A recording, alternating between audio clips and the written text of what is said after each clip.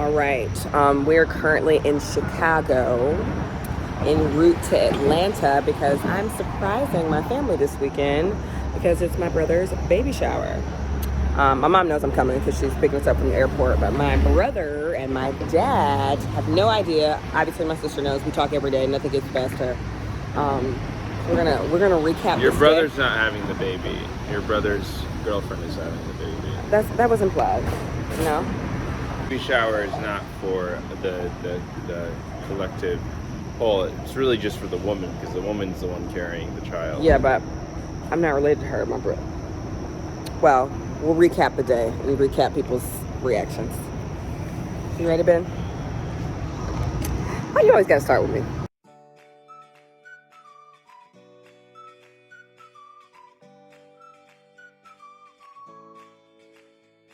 I used to never go home. I grew up in a pretty, like, my parents were, Southern Baptist parents, and we did a lot of stuff as kids. Like, we were in every sport, every theater program, or, school plays, taekwondo, you name it. My mama put us in it, but I just knew that the world was, like, so big. I was always a little bit different. I was like, I want to eat sushi for dinner. Why can't we have something like sushi? Or I want to, can we go take a trapeze class or something? I kind of just always wanted to do something a little bit different. And so I remember after college, I was like, I want to get as far away from the South as I can. Like, everybody's so small-minded here. I want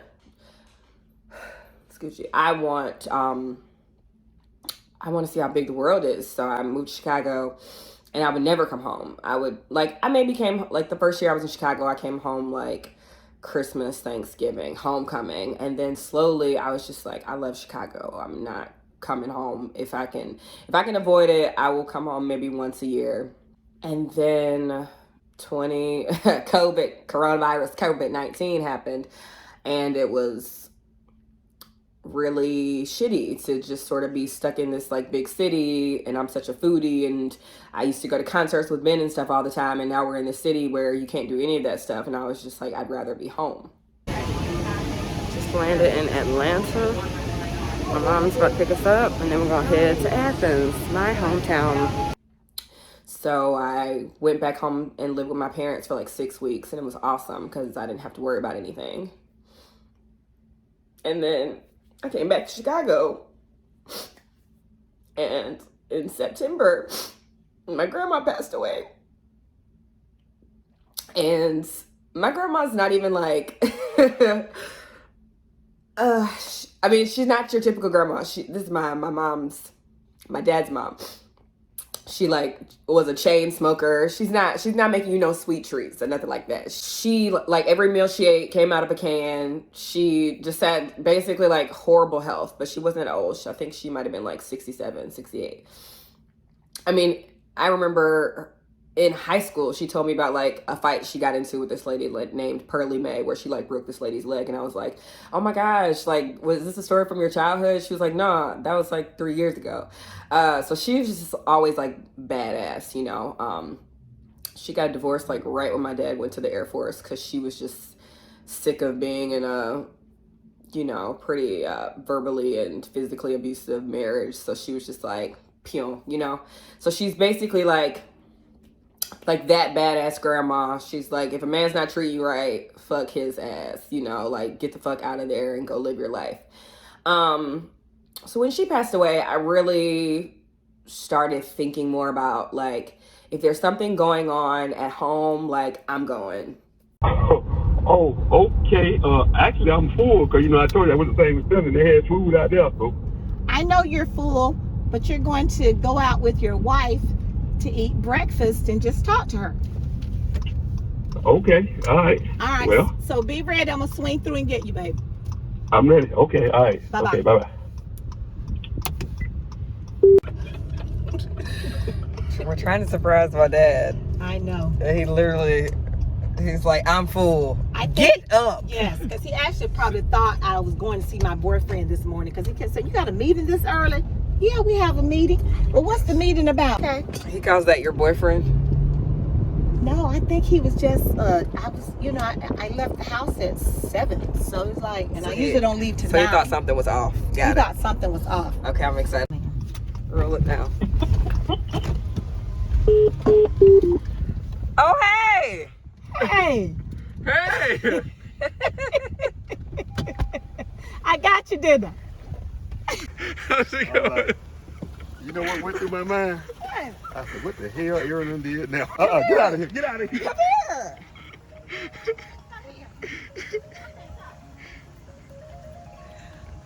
Amber is a hard worker. And when she was a teacher, she didn't believe in taking sick days. She would never ever take a sick day. One time we both got food poisoning from that little corner food China Walk, little corner Chinese food place.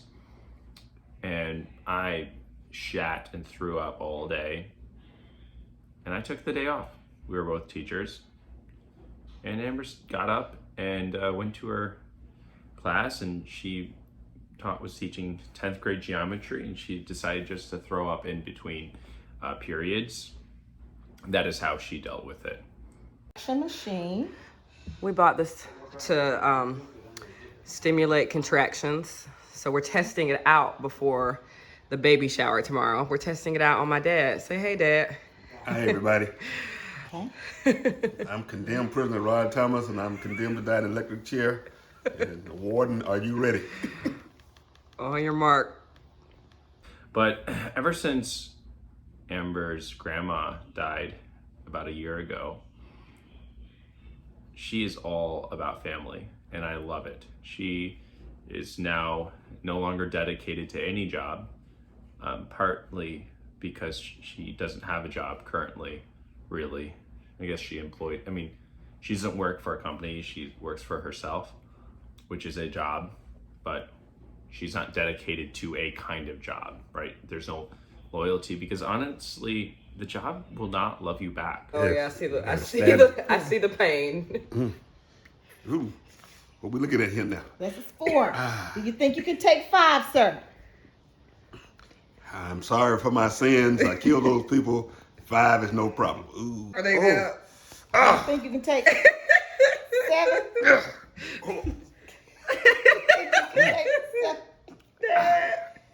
Can you take 7?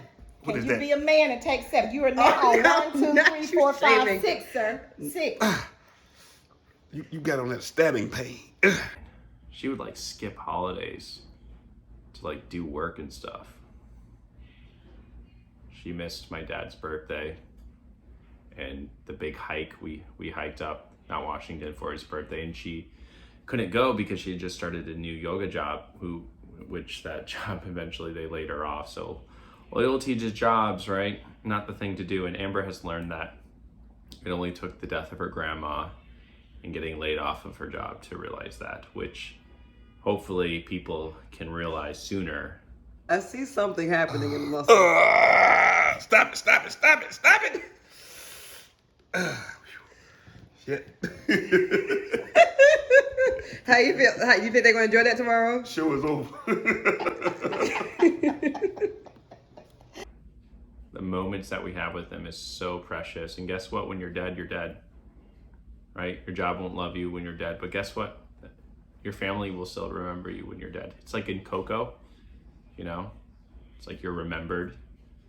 You still exist if your family remembers you. We're back at 2. 4. Take him to level 6. Man. You all right? I think this past year really taught me that, like, I'm never, like, too cool enough to hang out with my family and just prioritize that time, because we really did have such an amazing childhood. And my grandma, like, given all of her health issues and her, like, fuck y'all attitude, she's really rubbed off on me in a lot more ways than I could have ever imagined. So I think the only way to honor her is to continue hanging out with my family and spending time with them when I can, and then running back to Chicago to follow my dreams. So Chicago now, eventually LA. So I love them folks. I really do. And every time I want to go back, Ben is he's always like, yeah, like I totally understand. Such like strong relationships with my family, and I have to remember that. It's like, am I gonna cry every episode? Like, what the fuck?